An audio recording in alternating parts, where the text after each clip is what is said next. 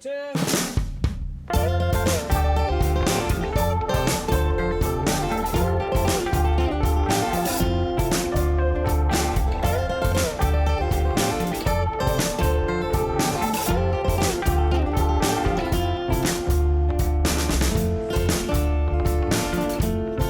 what is Lost Crag? Well, to start, it's my favorite local climbing crag, and I would say a lot of people's in Pittsburgh's as well. It's 50 miles from Pittsburgh. It's on state game land, but we have permission to be there. We are allowed to be there. The approach is 30 minutes through the beautiful high country of Pennsylvania. By the time you get to the crag, there's no cars, no telephone wires, no buildings. Like, it truly feels backcountry. So you get there and there's over 100 routes on 10 different blocks. Over half of them are sport climbs. All of them have mussies, all of them drop-ins. And while it's not the new, these routes are a little bit shorter. It's an amazing place for people of all different levels. Like, you have your beginners out there, first day leading to super experienced climbers still trying to work on their projects, stuff they still haven't sent yet. So it's a really fun place to run into new friends and old, people from Pittsburgh, people from Maryland, Virginia, just all of these, the tri-state area coming together to enjoy this super fun crag. So for all of these reasons and many more, I love Lost Crag, and I think you will too. So let's take a look at the story of how we got here. What is the Lost Crag? The Lost Crag is a wonderful place which was discovered by my friend Tim Anderson in the very early 90s, and he was kind enough to ask me and a friend of mine, Greg Samuel, to come and help him develop the area. Between the three of us, with the addition of a few other people, we put together quite a few routes. The equipment that we used at the time was really kind of state-of-the-art for the early 90s. Little did we know that it had a lifespan of 20 or 25 years. And little did we know that those 20, 25 years would go by so fast. So it got to the point where some of the equipment was a little sketchy. I had the very good fortune of talking to Mike Verlotta and saying, "Hey Mike, we should do something about this hardware." What I remember was the winter, 4 or 5 winters ago. I remember climbing at the climbing wall one evening, and we ended up at that bar in Point Breeze, the Six Pack. And Eugenel said, "You know what we really ought to do?" He said, "We ought to go up to Lost Crag and re-equip that area." And it was, so it was Eugenel that put the idea in my head, and then a couple weeks later, I was at the climbing wall again, and I ran into Bob and Greg Samuel, who were climbing there, and I floated the idea to them. I said, what do you guys think about maybe re-equipping, you know, like working up at Lost Crag? Nature did start to reclaim some of the routes. Yes, that's true. Especially some of the routes that were trad routes, which didn't really see much use. And there was definitely rust. So it was time to replace that equipment, and we did. Once I heard Bob and Greg being enthused about the revitalization, Bob and I brought it back to SWAPAC, and we brought it back to the board, and we suggested, you know, hey, why doesn't the board get behind this revitalization? You know, the agreement was that before we did something like that, we better go get permission. Joel set up a meeting, and Joel and I and Tim Anderson went out to meet, we thought, with one of the members of the state game lands. So when we arrived, we were met with 3 state game land officers dressed in bulletproof vests with their sidearms and looking very much more like tactical SWAT guys than what I had imagined was a state game land guy. Eventually we had a very nice conversation with them, and we walked in and showed them the area and the rust. and explained that we weren't going to do anything new. We were just going to make it safe by replacing the rusted anchors that were already there. They said, okay.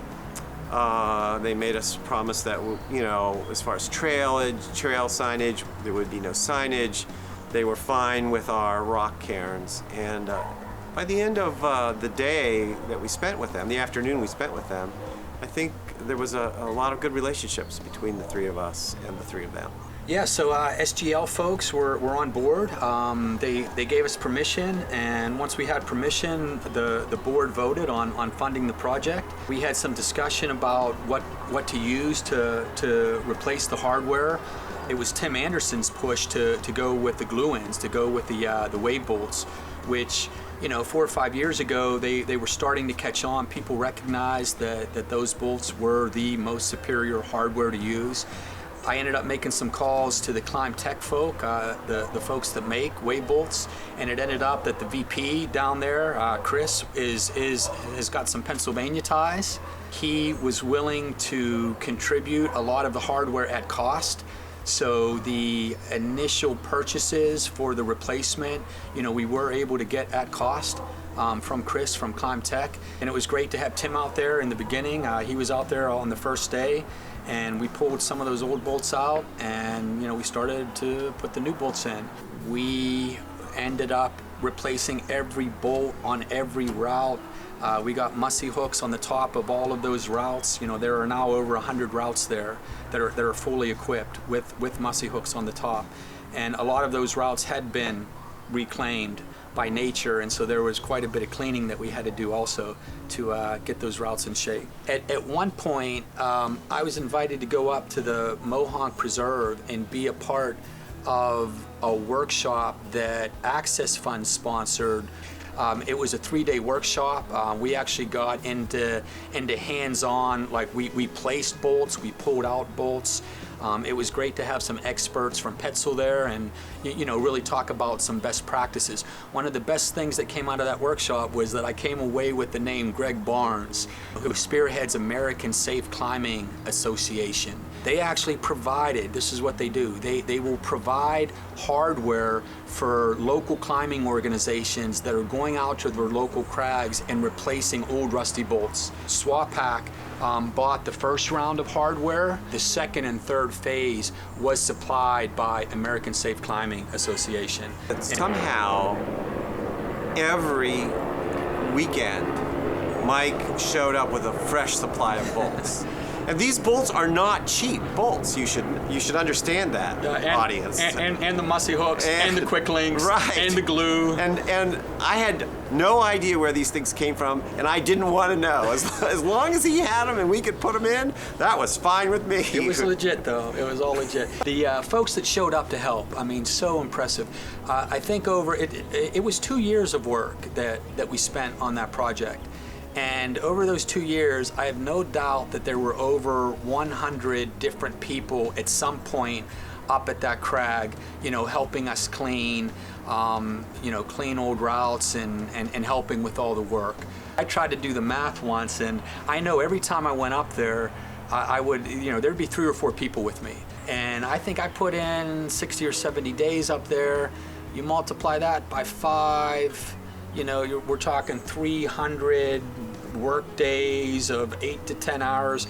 We've got many thousands of hours of work and many thousands of dollars of hardware is up in that crag. So the project, you know, it really was a massive project, and really it came to birth because SWAPAC in the beginning got behind it. Mm-hmm. You know, without SWAPAC's support of the project, without SWAPAC taking those extra steps of reaching out to SGL, that project never happens. So the Lost Crag at the moment is in an amazing state. It's got all kinds of people. I was there this past weekend. I was climbing with Bob, who's 74. I was climbing with Mike's daughter, who is, how old is she? 22. 22, and all kinds of people in between. There were people there I didn't know, which would never have happened in the old days. I knew everyone that would ever go there. So it's really an exciting area to go to at the present time. Lost Crag gave me another opportunity to make an attempt to give back to the climbing community. When I started, there were people who helped me along, drawing maps of crags, listing climbs, developing trails, and a place like Lost Crag gives me a chance to give back and help those that are coming after me. Lost Crag is really where I got started and got hooked on lead climbing. I developed so many of my earliest memories climbing in Pennsylvania, coming out here when there's snow and ice, and just having a blast. It's local, we can get here quickly, we can lead, There's lots of different variety of routes.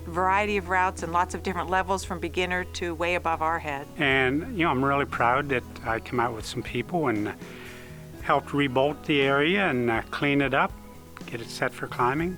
It's very nice and quiet, and you really feel like you've had a day in the woods. One of my favorite parts of coming here is walking in through the part of the rhododendrons that just looks like Hobbit Town. It's stunning.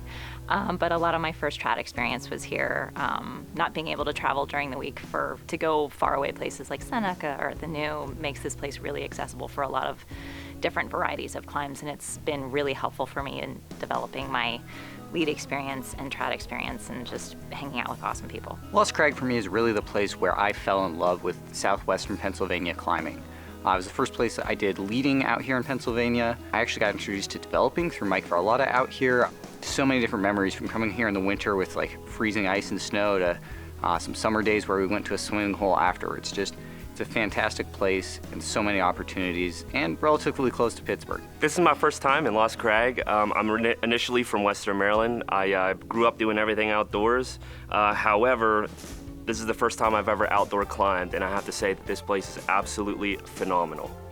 It's my first time here today too, and it's been a blast getting on the wall. I think there's a great mixture of ranges of levels of climbing. There's some easy stuff and a little bit more challenging things. And so it's been a lot of fun, and there's also a lot of things to explore around here. So we already kind of went meandering through some rocks and caves nearby, and I just think it's a great place. What is Lost Crag? Lost Crag has been my way to give back to the climbing community. I have been climbing for pretty much my entire life, and it has allowed me to see many crags all across the country and to climb on a lot of people's works. And so Lost Crag has been a really cool opportunity for me to give back to this community that I love so dearly. What I've seen at the Lost Crag is how it's also brought the Pittsburgh climbing community together. It gave a lot of climbers the chance to be able to also help contribute to their community.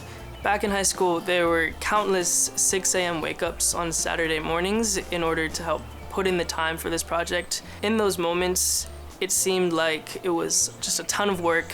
I wasn't really sure how it was all gonna pan out, but now that the project is completed, I'm extremely proud for the work that the Pittsburgh community has done with the Lost Crag, and I'm very excited for others to keep climbing there and enjoying what we've done.